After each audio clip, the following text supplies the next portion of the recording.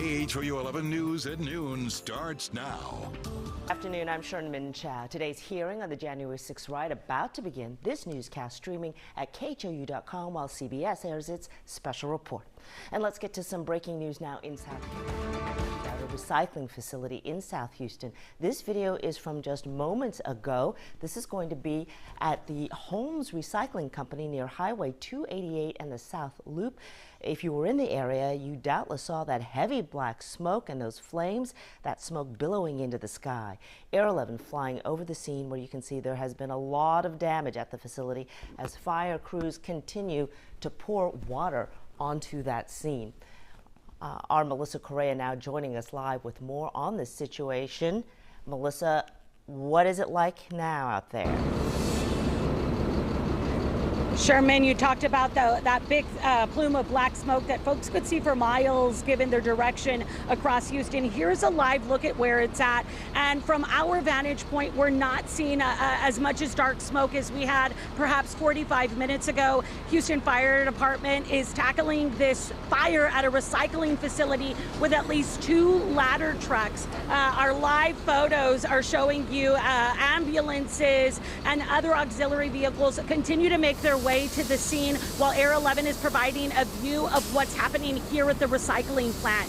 While we're not seeing a thick black smoke in the air just now, Houston firefighters are telling me they're going to have to be out here for the long haul because those cranes and all of that machinery is moving some of these heavy metals that are here at the recycling facility. Firefighters are then going through and looking for hot spots, dousing those flames with the water that they have on scene. Now, for some context, I felt like I had been out here before, Sherman, and our records show that back in November of 2016, Houston firefighters battled a fire here at the same property, this recycling facility then. And so here we are today. The temperatures are extreme. Firefighters already have a rehab truck set up to give these firefighters snacks and Gatorade at about 30 minutes at a time. There's a truck here refilling air tanks so that firefighters can go back in and safely manage this job. As of now, HFD reporting via Twitter, they're seeing no sorts of physical damage, no one hurt at least, whether it's civilians or firefighters. I've got a spokesperson standing by. You mentioned being streaming right now, Sherman. We're going to pump out new information online just as soon as we can get it. All right, Melissa Correa, thank you very much. And like everyone else out there, try to stay as cool as possible. That is a tall order. Meteorologist Pat Cavlin joining us now. So she talked about the heat and everything else going on. Weather conditions impacting these firefighters? Heat's going to be the biggest impact for the firefighters, obviously. It is very hot outside. We've got temperatures in the 90s. Good news, though, the wind is not as strong as it's been over the last few days. So here's a hyper-local look at what's going on. Notice all of the reporting stations in that area reporting calm winds right now. So winds are generally below 5 miles per hour. So there's the fire right there. It's just to the south of the loop and just to the west of Highway 288. So there's Holmes Road. So there's the complex right there. And the winds generally have a southerly movement, but they're pretty calm. So again, under 5 miles per hour. So the smoke is generally staying in this area. But if you live south of 59, 69, you're probably smelling the smoke here. So around the Bel Air area out towards University Place, this is where it's going to be the most impactful. And then it should start to disperse a little more as you go farther to the north. Air quality, though, already an issue for today in the moderate to unhealthy for sensitive group range in that yellow to orange shading for most of us. And that's because of the Saharan dust that's been in place here over the last few days. That continues to move into the area, and that's bringing us poor air quality, but also really hazy skies. Live look right now, you can see this is from the Westheimer studios. You could barely make out downtown. Visibility coming in at 10 miles officially at Bush, but I've seen it as low as 6 miles in a few spots. 90 degrees feels like 101. That's the biggest issue that firefighters are going to have out there today fighting that fire. 92 at Bush, 92 for Tomball, 90 at Galveston. Pretty much everyone around 90 to 92 degrees.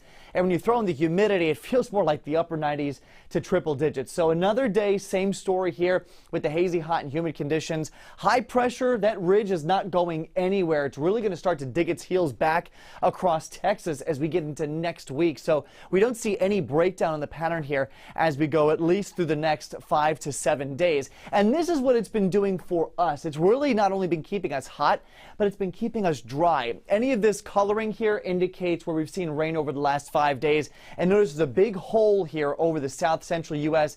into the Mississippi Valley, extending all the way back through Texas. We could not buy a drop of rain across the area. And this is now the latest drought situation. Notice extreme drought encompassing all of Brazoria County, most of Matagorda, most of Galveston, and now starting to creep into portions of southern Harris County. Notice they're just that darker red shade now starting to creep into the southern part of the county right now across the southern loop, into Fort Bend County, Wharton County, and then as you go north. So drought conditions continuing to worsen here across the area, and with nothing on radar, we're expecting these conditions to worsen as we go through the upcoming week. So high pressure still in charge. We could squeeze out a stray shower today, but the chances are very low. It's going to be very hazy and very humid and hot. As we get into tomorrow, there is a better chance maybe for a few stray storms on the sea breeze to lift north as we get into the afternoon. That chance is going to continue as we get into Saturday as well, but it's not drought-busting rain by any stretch of the imagination. We're going to need quite a bit of rain to kind of alleviate these conditions, and you can see we don't have that in the forecast. Best chances will come tomorrow, and then Saturday, Sunday, it's just about a 20% chance,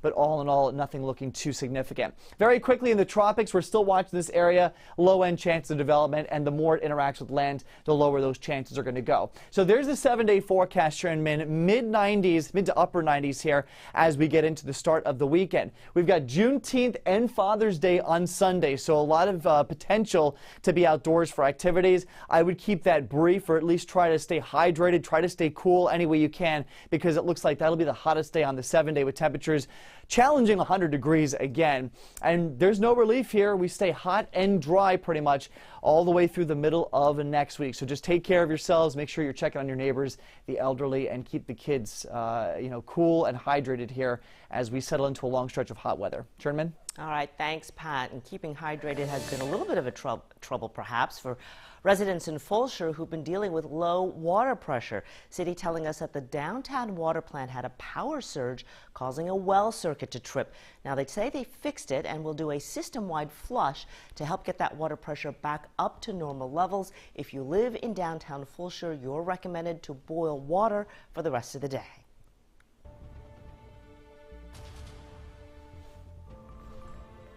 Now back to the latest on the January 6th committee hearing, which is underway. This one will focus on President Trump's efforts to pressure his own vice president into keeping him in power.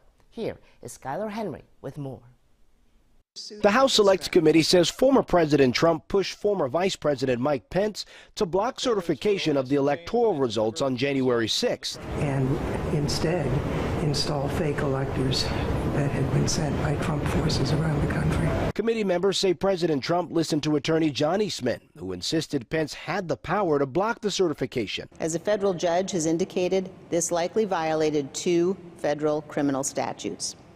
President Trump had no factual basis for what he was doing, and he had been told it was illegal. CBS News has confirmed the Washington Post reporting that Eastman emailed with conservative activist Ginny Thomas, the wife of Supreme Court Justice Clarence Thomas. Mrs. Thomas also exchanged multiple text messages with Trump Chief of Staff Mark Meadows about overturning the election results. Vice President Pence listened to his own lawyers who assured him he had no power to keep President Trump in office. But many rioters were furious with the former vice president that day. Some even chanted, "Hang Mike Pence," as they stormed through the Capitol. The Select Committee released this video Wednesday, showing Georgia Congressman Barry Loudermilk leading a private tour of the Capitol on January 5th. One man was seen taking pictures of hallways, staircases, and security checkpoints. Can you explain who you were giving a tour to that day? Well, it was a family and some guests of folks that they brought from Georgia. The committee says the man taking the photos was the man heard here the next day. For Pelosi, Nadler, Schumer, even you, AOC, we're coming to take you out. Congressman Loudermilk says he condemns advocating violence. Skylar Henry, CBS News, Capitol Hill. Houston police believe that drugs and robberies may have triggered two deadly shootings just days apart in the same home in southeast Houston. A man was killed Monday night at that home on Swiss Lane. Then last night, police said that the man's parents went back to their son's home to pick up his car. Well, that is when his father was also shot and killed. Our Ugochi Iloka is there at the scene with more details. Houston police tell us that a mom and wife is now a widow after losing her son and husband to shootings days apart. But what's even more terrifying about all of this is investigators say both shootings happened in this neighborhood near Hobby Airport at the son's home. HPD was called back to that home on Swiss Lane late last night. And officers say that mom and dad pulled up in a car at their son's house to get a car and his belongings. But when they stopped in front of the home, police tell us a group of masked people in a dark color sedan drove up and started shooting into their car. The father was hit and later sadly died at the hospital, according to HPD, but the mom was okay. You know, it's unfortunate that you have to live in an area where this type of thing takes place, where you have 4 to 5 people jump out of a car and shoot a truck up with 2 people in it. And the lieutenant that you just heard from there says although they're still investigating, they have a strong belief that all signs point to both of these murders being connected somehow. Reporting in Southeast Houston, Ugochi Iloka, KHOU 11 News. A man was shot and killed during an apparent road rage incident in East Harris County. It happened last night on Delldale Street. Investigators say that the victim, a 46-year-old man, had gotten out of his car at a stoplight and approached the other driver's vehicle when that driver shot and killed the man. Witnesses identified the suspect as 19-year-old Ricardo Ramirez. Family members of Ramirez contacted him and convinced him to surrender to deputies. He now faces murder charges. And new at noon, 3 of Harris County Judge Alina Hidalgo's senior staffers accused of felony counts appeared in criminal court today. Aaron Dunn, Alex Triantafyllis, and Wallace Nader were indicted following an investigation into an $11 million COVID vaccine outreach contract. They are charged with misuse of official information and tampering with records.